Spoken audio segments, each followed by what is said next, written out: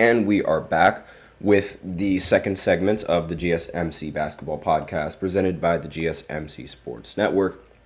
And in this third segment, I'm going to be talking about, I'm going to be talking about the comments that Charles Barkley has made about the WNBA, as well as how he feels about it and his opinions on primarily about how Caitlin Clark is treated around, not just the players, but around the media and the fans as well, and how a lot of these new rookies in the WNBA have been being treated recently. So, according to this article, from what has been said, this article, it was posted today at 10 o'clock, and Charles Barkley, this is all in the article. Charles Barkley believes that players of the WNBA are to blame for the negative attention surrounding Indiana Fever star Caitlin Clark. Now, I should also note that the Indiana Fever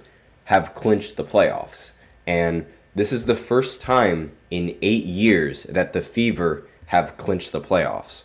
They went from the worst team in the WNBA to a playoff team in the WNBA.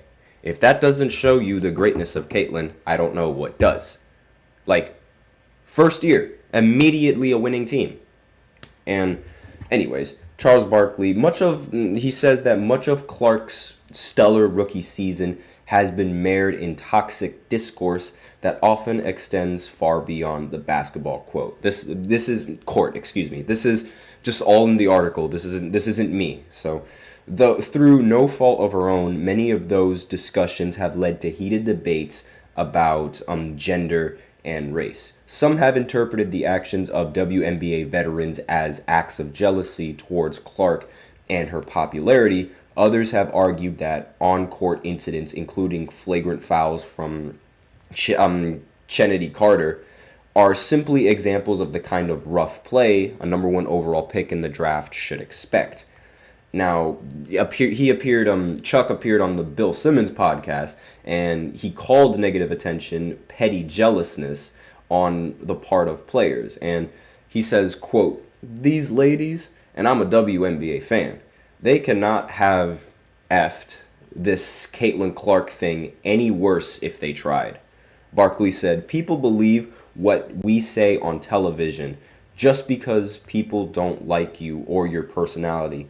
They can't get on TV and slander you. It's just total BS." That was his quote. Quote, "This girl is incredible. The number of attention, eyeballs she's brought to college and the pros, and for these women to have this petty jealousness, you're saying to yourself, what's going on here?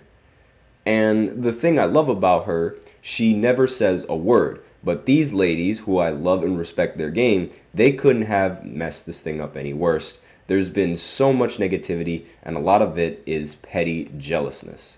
Now, Charles Barkley's comments are exactly what Ella Duncan called out in June. So it's not like he's the only one who believes this. And quite honestly, I'm completely with him on that side as well. I feel like the negative comments that these WNBA veterans have given her is just completely unjustified and unfair. Because this is probably going to be the first WNBA season to ever generate a profit. Every single WNBA season, they always lose profit, and the NBA has to pump money into the WNBA just to keep it alive.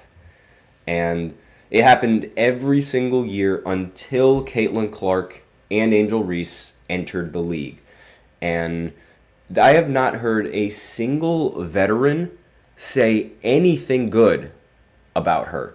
I have not heard a single veteran say anything good about, in the WNBA right now, have not seen a WNBA player right now give Caitlin the hype that she most definitely deserves. We just have not seen it. And it's completely unfair for her because she is changing the way that people view sports altogether. If Caitlin didn't exist, no one would be talking about the WNBA. I am sorry to say this, but this is just fact. This is just proven. And there hasn't, even somebody as good as Aja Wilson was unable to attract WNBA attention. Like, she put up 40 and 20 she has the most 40 and 20 games in WNBA history, I believe. And she just did this recently. And she barely gets, people will not know who she is unless they're WNBA fans. And the only reason why people even know who she is now is because Caitlyn is in the WNBA, and now people are watching the WNBA, and now people are realizing how good Aja is. Because that's exactly what happened to me. And I know, I am a basketball fan, but before Caitlyn, I was not a fan of the WNBA at all. I wasn't. I did not like how the females that were playing, I wasn't a big fan of their game. Like, a lot of their games I was not a big fan of. Now, if it was the Liberty, then sure, because I like Sabrina. Sabrina Ionescu was a baller, or is still a baller, honestly. But it's really, I never was able to get into watching WNBA basketball until these two, and more specifically Caitlyn, entered the league. And then once they entered the league and I saw that Aja was a player, I was like, Jesus Christ, where has this woman been in the basketball world? Because I hadn't heard of her up until then. And it just shows you just how crazy the perspectives change just because of one player. And regarding the comments about the racism towards Caitlyn, that you do see that a lot on the internet. Whenever anyone says that Caitlyn is better than Angel, then everyone is immediately going to do their thing, pull the race card. I'm not going to say anything on that, aside from the fact that this is supposed to be a conversation about basketball. Why do we have to bring in the color of people's skin? Because when I'm looking at both of them, I'm looking at how they play. I'm not looking at that. And I just genuinely don't understand how conversations elevate or debates, they elevate into something like that. It just doesn't make any sense to me. But let me know what you guys think in the comments, or maybe you guys have better insight on why you think it could sort of insinuate that. Because when I'm looking at a player on the court, I'm just looking at the player on the court, and if I like the player and if I like what they do on the court, I'm going to like them. It doesn't matter whether they could be from anywhere. It don't matter.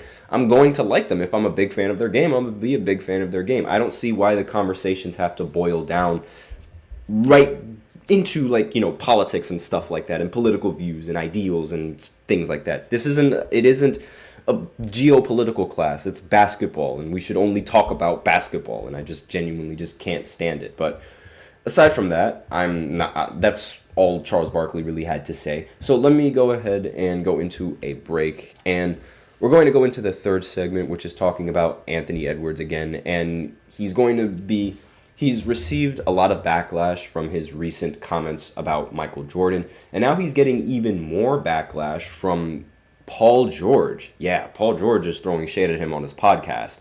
So be sure to tune in after this short break to figure out exactly what Podcast P had to say about Anthony Edwards. So I'll be right back. Looking for your daily fix of sports talk without having to pay for it? GSMC Sports Network is available on YouTube. Just search GSMC Sports Network. Get your fix of daily sports talk shows on YouTube, absolutely free. NFL, college football, NBA, MLB, MMA, UFC, fantasy football, and so much more. GSMC Sports Network has shows running all day long, with new sports shows starting every 2 hours. Just like on your favorite cable sports channel, except GSMC Sports Network is absolutely free. Just search GSMC Sports Network on YouTube to catch one of your new favorite shows, like the GSMC College Football Podcast, Chip Shot Football Podcast, Hoops and Heels Women's Sports Podcast, GSMC Basketball Podcast, and so many more. Check it out for yourself. GSMC Sports Network, now available on YouTube absolutely free. Search GSMC Sports Network on YouTube right now.